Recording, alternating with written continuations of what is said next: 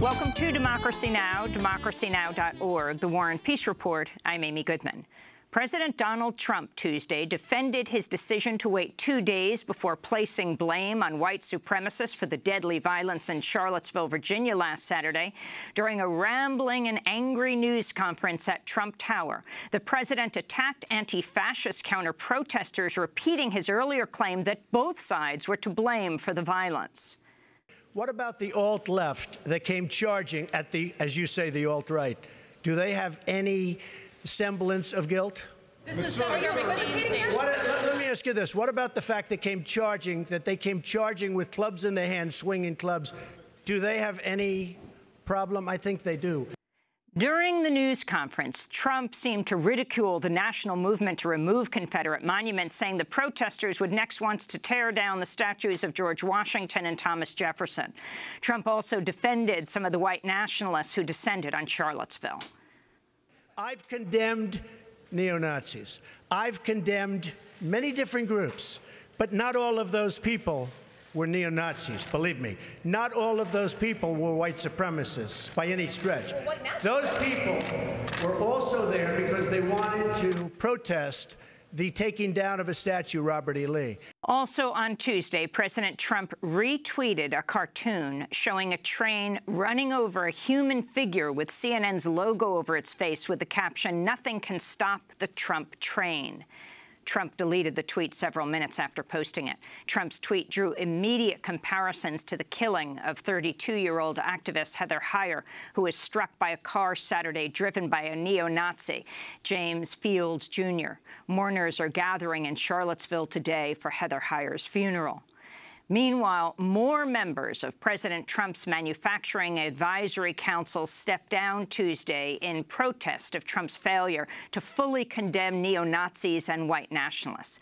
The heads of the AFL-CIO and Alliance for American Manufacturing joined the CEOs of Under Armour, Intel, and Merck, who resigned earlier this week. Meanwhile, Walmart CEO Doug McMillon criticized Trump's handling of the Charlottesville violence, saying Trump, quote, missed a critical opportunity to help bring our country together, unquote.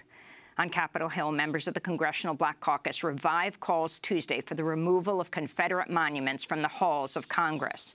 Meanwhile, officials in Baltimore removed at least 2 Confederate statues overnight after protesters covered the city's Soldiers and Sailors Monument in red paint, and after Baltimore City Council voted unanimously Monday to remove the monuments. This is Baltimore City Council member Brandon Scott.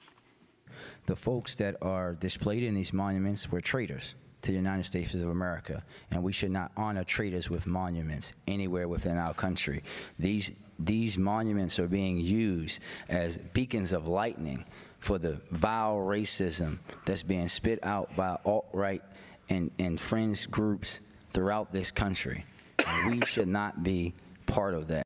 In Memphis, Tennessee, a large crowd linked arms Tuesday and surrounded a monument to former Confederate President Jefferson Davis, calling for the statue's removal. In Durham, North Carolina, police say they're executing arrest warrants for protesters who tore down a Confederate soldiers' monument in the front of the old Durham County Courthouse Monday night. This is Durham County Sheriff Mike Andrews. Let me be clear.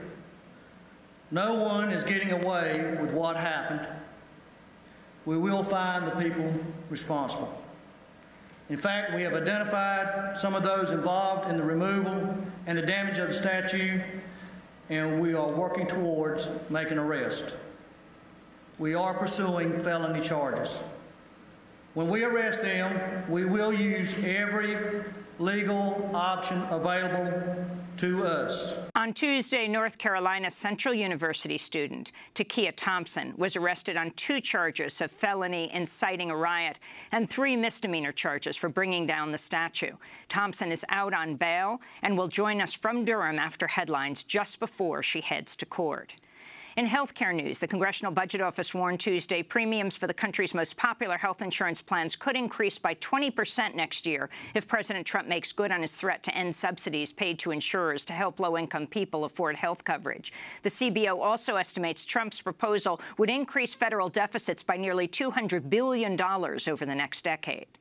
In South Korea, at least 10,000 protesters rallied in the capital Seoul Tuesday, calling on the Trump administration to end its threats of nuclear war against North Korea and calling on the U.S. to cancel the deployment of the THAAD anti-missile system. This is Han Chung-mok of the group Act for Peace.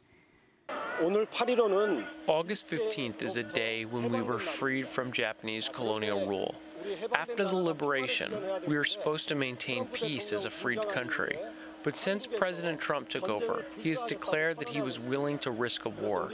Therefore, people of our nation gather here today to call for peace on the Korean Peninsula. Sierra Leone's president is appealing for international aid as the number of people reported missing from Monday's landslide in the capital Freetown rose past 600. Meteorologists say the area has seen nearly 20 inches more rain than average over the past month.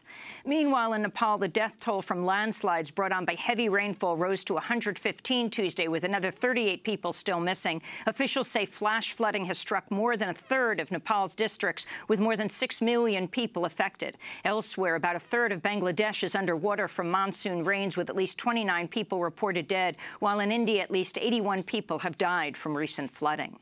The extreme weather comes as NASA reported Tuesday last month was the hottest July ever measured, topping the previous record set in July 2016. A landmark government report published last week found the average temperature in the U.S. has risen dramatically since 1980 and that the impacts of climate change are already being felt across the United States. Despite these findings, President Trump Tuesday signed an executive order ending a requirement that federally funded projects have strict building standards that consider future flooding from sea level rise due to climate change. Trump's executive order came as part of his proposed $1 trillion infrastructure plan. In Washington, D.C., 27 activists were arrested Tuesday at a sit-in outside the White House where they called on the Trump administration not to end DACA, the Deferred Action for Childhood Arrivals. The policy, which was implemented 5 years ago, grants legal protection for some young immigrants to live and work in the United States. Among those arrested were the Maryland gubernatorial candidate, former NAACP head Ben Jealous, and Illinois Democratic Congressmember Luis Gutierrez. Hundreds more rallied for DACA in cities around the country. This is Nashin Islam with Desi's Rising Up and Moving, who came out publicly as undocumented for the first time at a protest Tuesday outside Trump Tower in New York. It's because of DACA I've gotten the chance to be human and work towards the kind of potential that I know I have. The kind of potential everyone here today has. Unfortunately, many of you may have heard that Texas Attorney General Paxton is demanding the cancellation of DACA by September 5th, or else he will file a lawsuit against DACA.